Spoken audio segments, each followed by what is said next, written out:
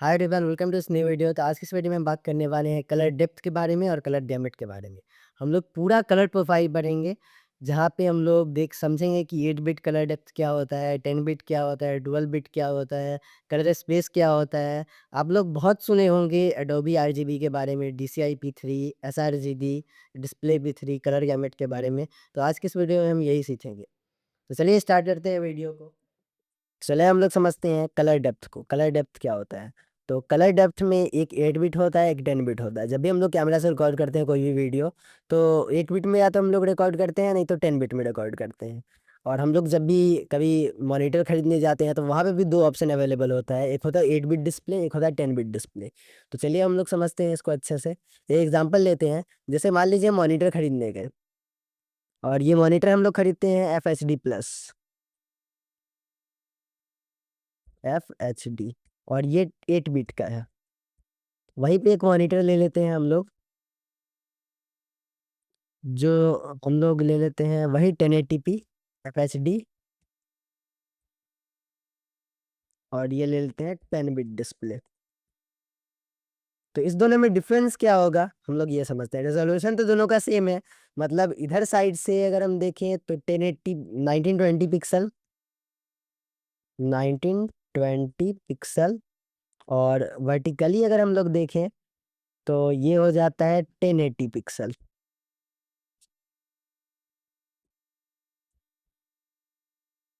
और इसमें भी सेम ही है जो इसमें है।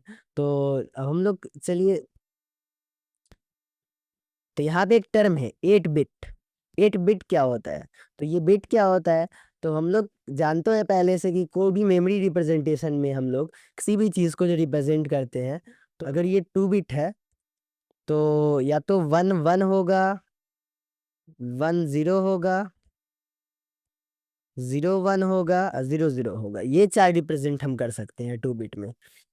3 बिट की बात करें तो यहाँ पे 8 पॉसिबिलिटी बनती है।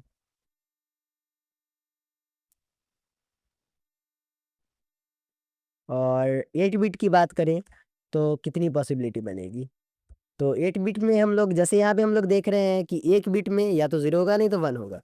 और 2 बिट में क्या है, चार पॉसिबिलिटी बन रहा है। तो अगर हम लोग एनालाइज करें तो क्या होता है, ये 2 दिखाई दे रहा है आप लोग को ये। वहीं पे अगर हम लोग 3 बिट को एनालाइज करें तो क्या ये 2 दिखाई दे रहा है? तो मतलब जितने भी नंबर ऑफ बिट होंगे उसमें 2 नंबर ऑफ बिट, इसका सिंपल सा फॉर्मूला है 2 नंबर ऑफ बिट। तो इसको number of possibility of shades, colour shades लिख देते हैं। कलर शेड्स इज 2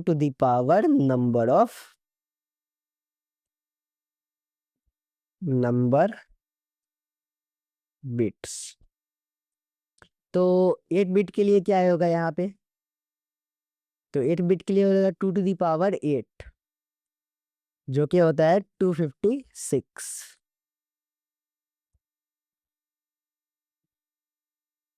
तो यहाँ पे 256 शेड्स ऑफ कलर्स हम लोग रिप्रेजेंट कर सकते हैं 8 बिट डिस्प्ले में। मतलब हम लोग का जो डिस्प्ले होता है, कोई भी कलर को रिप्रेजेंट करते हैं हम लोग RGB में। तो RGB। तो हम लोग यहाँ अपनी 8 बिट डिस्प्ले में 256 shades of red, 256 shades of green, 256 shades of blue.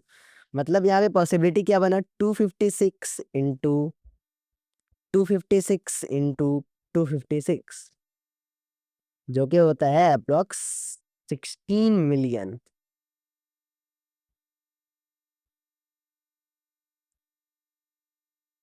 तो इसमें इस डिस्प्ले का जो हम लोग एक पिक्सल उठाए थे, 1920 पिक्सल है, 1080p पिक्सल है। तो यहाँ पे 1 2 3 4 करके गिनेंगे तो 1920 होगा, उसमें से हम लोग एक पिक्सल को उठा लेते हैं। तो वो एक पिक्सल इतने 16 मिलियन कलर्स को रिप्रेजेंट कर सकता है। जैसे कलर मीटर को हम लोग जैसे हम लोग कलर मीटर में देखते हैं, तो कलर मीटर हम लोग खोल लेते हैं। तो यहाँ पे अगर हम लोग इस ब्लैक पे जाएं तो यहाँ पे कुछ शेड्स दिखाई दे रहा होगा आप लोग को। यहाँ पे ये शेड्स है, यहाँ पे ये शेड्स है। तो जैसे इस कलर पे ही हम लोग जाते हैं, कलर मीटर को फिर से ओपन करते हैं, तो यहाँ तो पिक्सल दिखाई दे रहा होगा आप लोग को। छोटा छोटा पिक्सल है ये रेड का, ये ब्लैक का पिक्सल है, ये वाइट पिक्सल है, ये ग्रे पिक्सल है। तो ये हर एक पिक्सल जो है वो हर एक कलर को रिप्रेजेंट कर रहा है। तो ये जो मेरे डिस्प्ले का जो पिक्सल है, डिस्प्ले इन P3 मतलब 10 बिट डिस्प्ले है मेरा, तो ये 1 बिलियन कलर को रिप्रेजेंट कर सकता है। तो जैसे ये अलग अलग पिक्सल है, तो अगर ये 8 बिट डिस्प्ले होता तो ये पिक्सल जो है जिसमें ये वाला कलर भरा हुआ है, फिर ये वाइट कलर जो भरा हुआ है, तो अलग अलग पिक्सल 16 मिलियन कलर को रिप्रेजेंट कर सकता है। इसके जगह पे बहुत सारे कलर्स को हम लोग डाल सकते हैं जो भी हमारी मर्जी हो।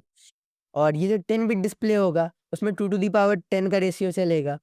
2 to the power 10 मतलब कितना होता है 2 to the power 10? 1024, 1024। तो 1024 शेड्स को ये रिप्रेजेंट कर सकता है। It can represent 1000, it can represent 1024 shades of green, 1024 shades of red, 1024 shades of blue. तो 1024 into 1024 into 1024, तो कितना बनता है वैल्यू? ये वैल्यू बनता है 1 बिलियन, मतलब 1.07 बिलियन, 1.07 बिलियन अप्रॉक्स कलर बनता है में। तो इसका एक पिक्सल, जैसे ये वाला पिक्सल हम लोग चूज करते हैं, एक पिक्सल ग्रे पिक्सल है, तो ये ग्रे पिक्सल के जगह पे 1.7 बिलियन शेड्स ऑफ RGB, मतलब 1024 shades of red, 1024 shades of green and 1024 shades of blue, मतलब 1.07 बिलियन अप्रॉक्स इतना कलर हम लोग इसमें फिल कर सकते हैं। तो वैसे ही 12 बिट के लिए और ज्यादा हो जाता है। तो हम लोग समझ गए कलर डेप्थ को। तो चलिए अब हम लोग समझते हैं कलर स्पेस को। तो हम लोग कलर डेप्थ क्या था? कलर डेप्थ में हम लोग एक बिट का डिस्प्ले था, जैसे 8 बिट या 10 बिट, उसमें हम उतने शेड्स ऑफ कलर स्टोर कर पाते थे। अब हम लोग कौन सा कलर स्टोर करेंगे, अब ये मैटर करता है। यहाँ पे हम लोग 8 बिट डिस्प्ले देख लिए, 10 बिट डिस्प्ले देख लिए।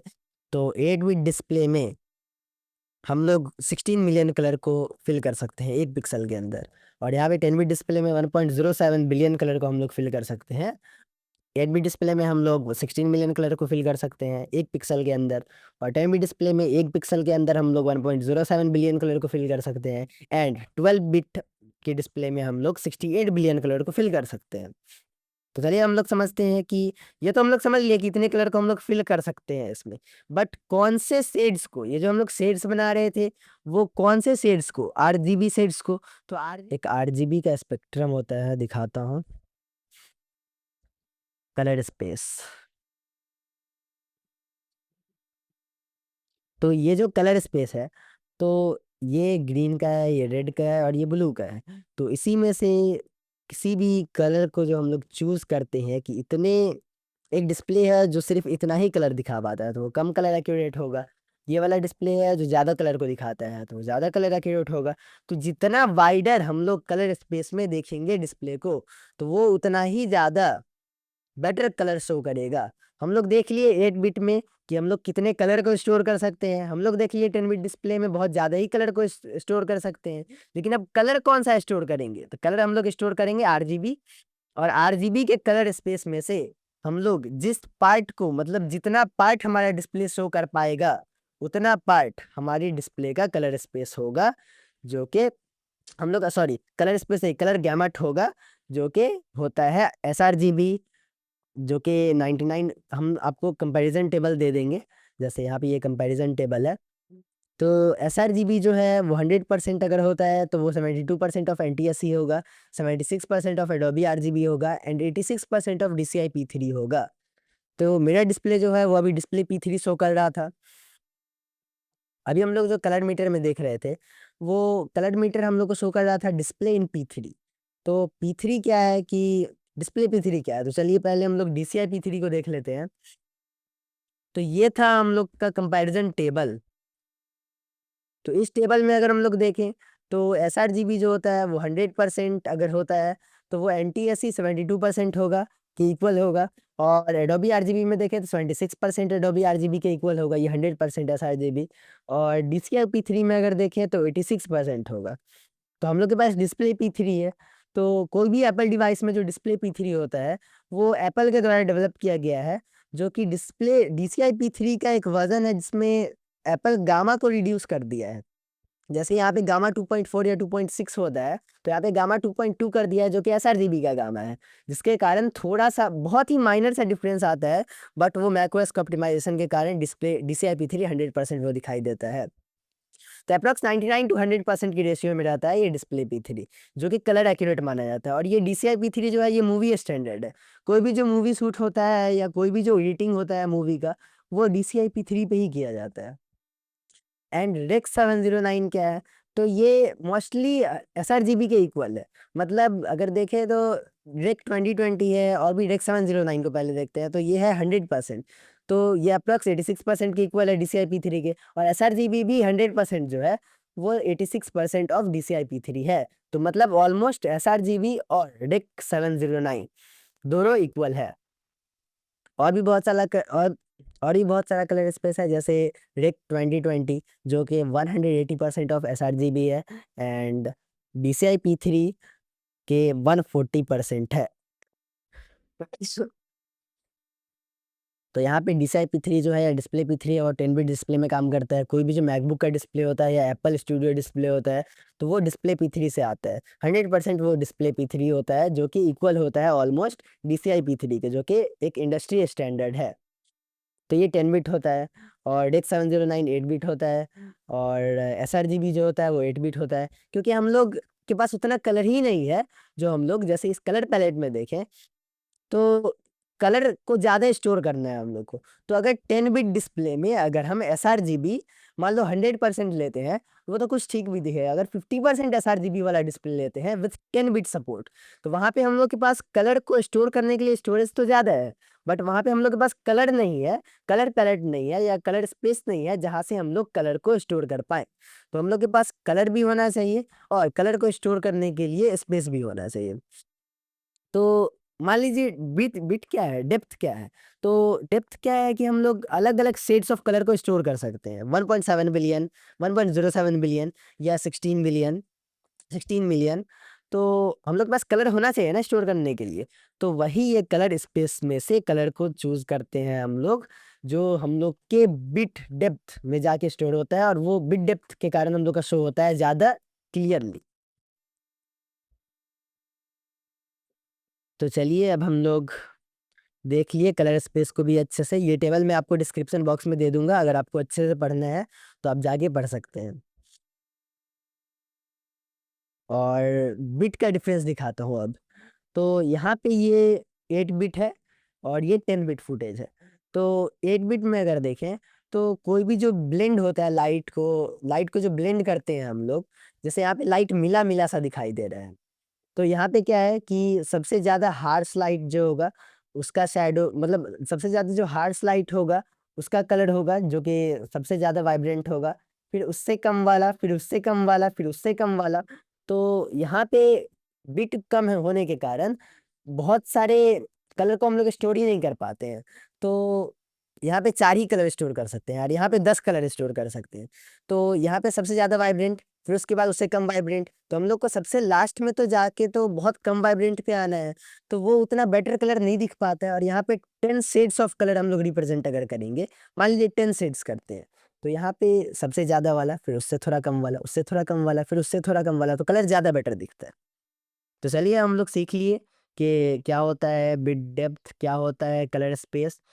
तो आज की इस वीडियो को यहीं पे एंड करते हैं, और आई होप आप लोग को समझ में आया होगा। तो आगे इस किसी भी डिस्प्ले या कोई भी कन्फ्यूज़न से अगर होगा आपके पास, तो आप कमेंट सेक्शन में मुझसे पूछ सकते हैं। Thank you.